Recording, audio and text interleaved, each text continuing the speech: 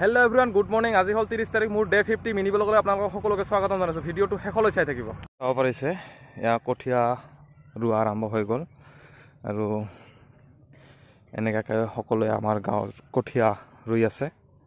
তো ইফালে এটা দুটা তিনিটা চাৰিটা পাঁচটা ডবলাত কঠীয়া ৰুলে আৰু ৰুব বাকী আছে ৰুব।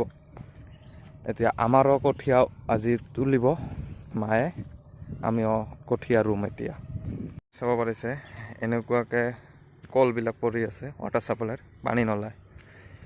এয়া হৈছে আমাৰ গাঁৱৰ। আৰু এই কলবিলাকত পানী নলায়, এক চাইডেদি পানী ওলায়, মানে এটা চাইডত পানী ওলায়, এটা চাইডত পানী নলায়। মানে পঞ্চগাঁও চাইডত পানী নলায় আৰু ধনতলা চাইডত পানী ওলায়।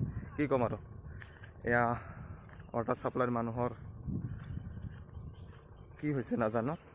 তো অতি শীঘ্ৰে পানীবিলাক ওলোৱা চিষ্টেম কৰি দিব লাগে।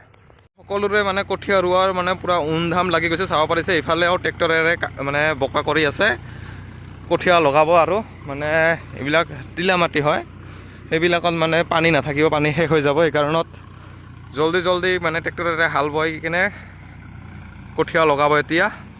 তো আপোনালোকেও এনেকুৱাকৈ কঠীয়া লগাই পাইছেনে পোৱা নাই কমেণ্ট কৰি জনাবচোন।